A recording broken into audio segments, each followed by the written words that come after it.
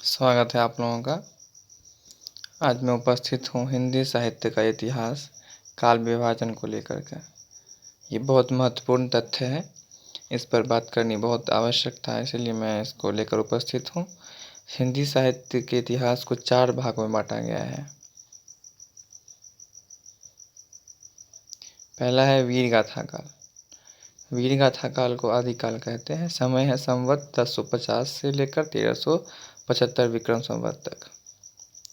दूसरा है भक्ति काल पूर्व मध्यकाल, संवत 1375 से लेकर 1700 विक्रम संवत तक। तीसरा है रीतिकाल। रीतिकाल उत्तर मध्यकाल, संवत 1700 से लेकर 1900 विक्रम संवत तक। गद्य काल आधुनिक काल। गद्य काल को ही आधुनिक काल कहते हैं। संवत 1900 से लेकर 1984 विक्रम संवत तक। ये जो समय मैंने लिखा है, ये चारों का समय आचार्य रामचंद्र शुक्ल के अनुसार अंकित किया गया है और संवत भी लिखा गया है, तो इस पर विशेष ध्यान देंगे। संवत ईस्वी से 57 वर्ष आगे चलती है हमेशा। अगर आपको ईस्वी में देखना हो तो 50 वर्ष पीछे चले जाएंगे, 57 वर्ष पीछे जा करके देखेंगे तो इसका समय हम लोग अनुपातीय दृष्टिकोण से 1000 ईस्वी से मानते हैं। तो इसके लिए आप लोग चिंतित ना होंगे, मैं ये विक्रम संवत में लिखा हूँ, ठीक है। ये 4 जो है खंड है हिंदी साहित्य इतिहास का। अब मैं इसके बारीकियों पर चलता हूँ।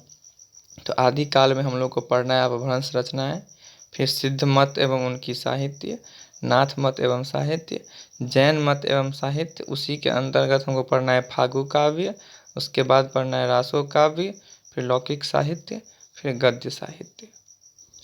अब वीर गाथा काल आदि काल के नामकरण पर विशेष समस्याएं रही है, जिसके लिए अन्य नाम हम कुछ महत्वपूर्ण नाम यहाँ पर दे दिए हैं। जिसमें चारण काल, जो जॉर्ज ग्रियर्सन कहे हैं चारण काल आदि काल को, मिश्रबंधु और गणपति चंद्रगुप्त कहे हैं प्रारंभिक काल, बीजवपन काल कहे हैं महावीर प्रसाद द्विवेदी, रामचंद्र शुक्ल कहे हैं वीर गाथा काल, राहुल संकीर्त्यायन कहते हैं सिद्ध सामंत काल, हजारी प्रसाद द्विवेदी कहते हैं आदिकाल, ठीक है। तो ये कुछ नामकरण की समस्याएं थी, तो मैं उसको जो है उजागर कर दिया हूँ।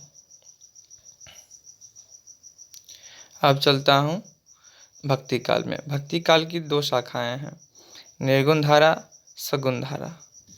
भक्ति काल की 2 शाखाएं हैं, निर्गुण धारा और सगुण धारा।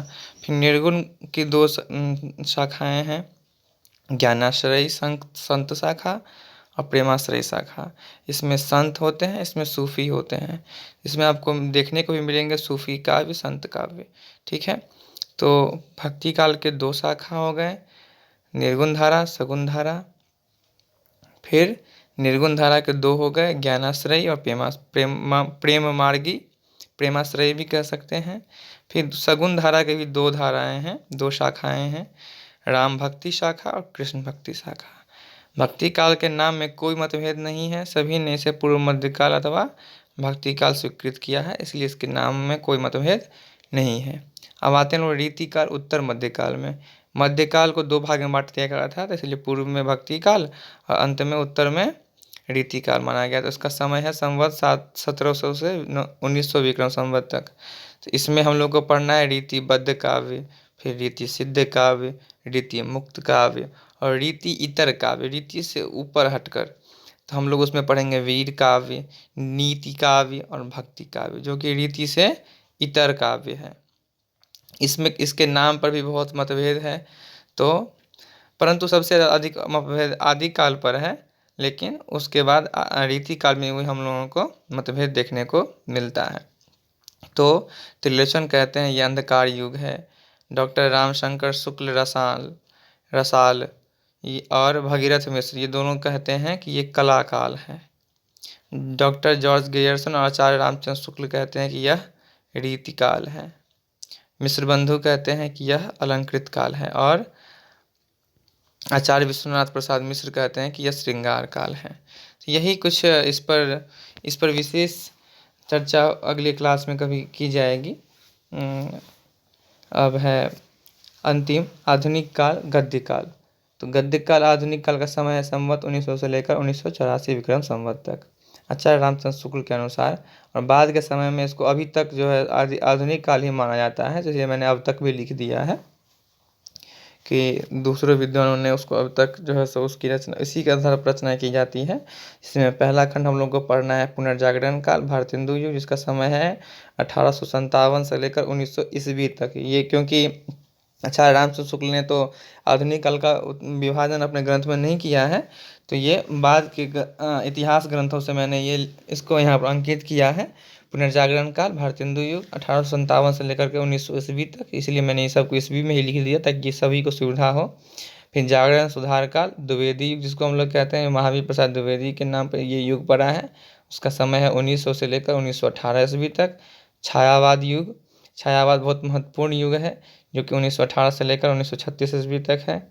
छायावाद्योत्तर काल, छायावाद के बाद का समय जो है उसको छायावाद्योत्तर काल कहते हैं। क है प्रगतिवाद 1936 से लेकर 1943 ईस्वी तक।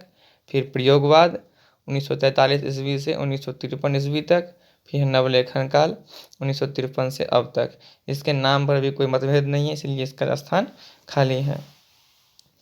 मैं आप लोगों को बस हिंदी साहित्य की प्रारंभिक चीज़ों को आप लोगों के समक्ष प्रस्तुत करने की कोशिश कर रहा हूँ, ताकि आप लोगों की समझ विकसित हो और आप लोगों की रुचि साहित्य के प्रति बढ़े।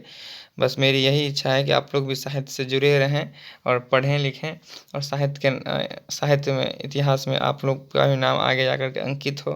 बस मेरी यही शुभकामना आप लोगों के समक्ष है। और हिंदी साहित्य से जुड़ने के लिए, इसको पढ़ने के लिए आप लोगों को बहुत बहुत धन्यवाद, आभार। इस प्रकार की और वीडियो देखने के लिए इस चैनल को लाइक कर लें, सब्सक्राइब कर लें, ताकि और भी नए वीडियो मैं बनाऊं तो आप लोगों को मदद करे, आप लोगों की पढ़ाई में मददगार साबित हो। धन्यवाद, पुनः धन्यवाद।